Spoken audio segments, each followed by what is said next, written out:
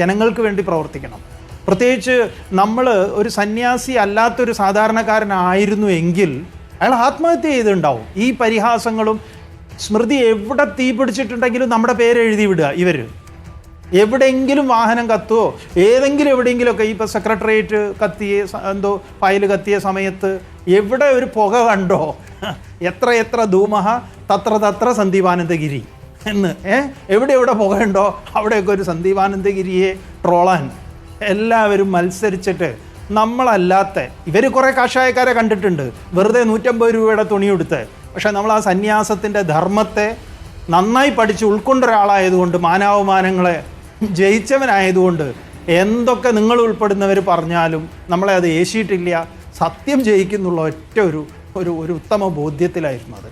ഇപ്പോഴും നമ്മളല്ലല്ലോ ഇത് പുറത്തേക്ക് കൊണ്ടുവന്ന് പോലീസിൻ്റെ അനീതിയെ കൃത്യമായി തുറന്നു കാണിക്കുന്ന സമയത്ത് നമ്മൾ പോലും പറഞ്ഞിട്ടില്ല ഇങ്ങനെയൊരു സംഭവം ഉണ്ട്, ഇത് വരണമെന്ന്. വന്നു. അൻവറിനോട് പ്രത്യേക നന്ദിയുണ്ട് ഈ സന്ദർഭത്തിൽ. നമ്മൾ അദ്ദേഹത്തെ പേഴ്സണലായിട്ട് ഇതുവരെ കണ്ടിട്ടുമില്ല. അൻവർ അല്പം സമയത്തിനകം നമ്മോടൊപ്പം ചർച്ചയിൽ ചേരുമെന്നാണ് പ്രതീക്ഷിക്കുന്നത്. അങ്ങനെയെങ്കിൽ താങ്കൾക്ക് നേരിട്ട് അദ്ദേഹത്തോട് സംസാരിക്കുകയും താങ്കൾക്ക് നന്ദി പറയുകയും ചെയ്യാം. ഈ പാർട്ടിയും സ്വാമിയും കൂടി ചെയ്തതാണെന്ന് ഒരു ഉയർന്ന പോലീസ് ഉദ്യോഗസ്ഥൻ, ഞങ്ങൾ ഇതുവരെ പരസ്പരം കണ്ടവരല്ല. ഓക്കെ, പാർട്ടിയും സ്വാമിയും കൂടി ചെയ്തതാണെന്ന് ഒരു ഉയർന്ന പോലീസ് ഉദ്യോഗസ്ഥൻ പറഞ്ഞു എന്ന് താങ്കൾ നേരത്തെ ചൂണ്ടിക്കാണിച്ചല്ലോ. ആ ഉയർന്ന പോലീസ് ഉദ്യോഗസ്ഥൻ ADGP ആണോ?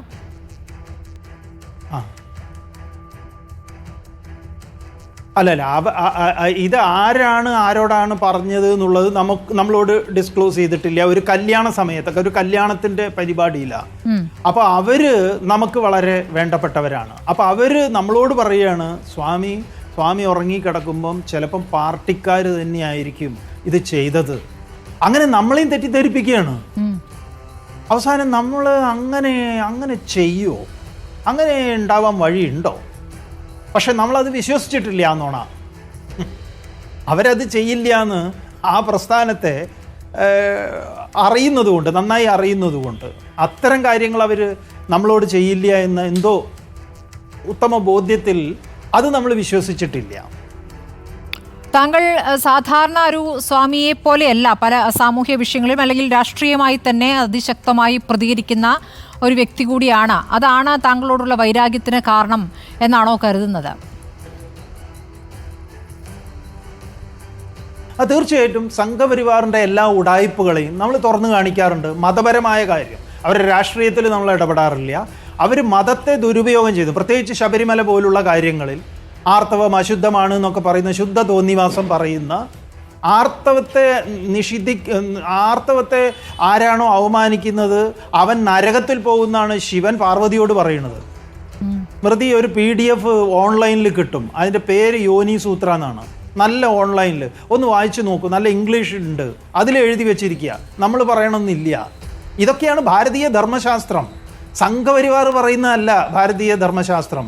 സംഘപരിവാറിന് അത് മര്യാദയ്ക്ക് അറിയില്ല. അതുകൊണ്ട് നമ്മൾ ജനങ്ങളെ ഇത് ബോധിപ്പിക്കാൻ ഉത്തരവാദിത്തപ്പെട്ട ഒരാളാണ് ഒരു സന്യാസി എന്ന നിലയിൽ. അത് നമ്മൾ പറയുന്നു, നമ്മുടെ ധർമ്മം. അതിനെ എതിർക്കാനും അത് പറയുന്നവരെ ഉന്മൂലനം ചെയ്യാനും ഇവർക്കാരാ അധികാരം കൊടുത്തത്?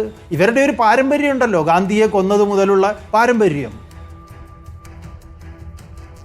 ഈ അന്വേഷണം അതിന് ഇത്തരം ഈ എന്തെങ്കിലും ശരി, അന്വേഷണം എങ്ങും എത്താതിരിക്കുകയും അന്വേഷണം എവിടെ എത്താതിരുന്നപ്പോൾ നമ്മൾ എന്തെങ്കിലും നിർത്തിയോ? എന്തെങ്കിലും അതല്ല ഞാൻ ചോദിക്കുന്നത്, അതിൽ സർക്കാരുമായി ബന്ധപ്പെട്ട ആരോടെങ്കിലും കൃത്യമായി പരാതി നൽകിയിരുന്നോ?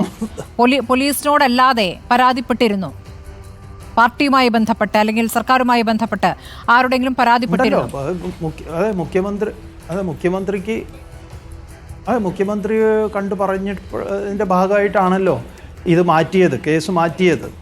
ഇത് ശരിയല്ല, ഈ അന്വേഷണ ടീം ശരിയല്ല എന്നുള്ള ഒരു ബോധ്യത്തിലാണ് അത് മാറ്റുന്നത്. ശരി, ശ്രീ സ്വാമി സന്ദീപാനന്ദഗിരി.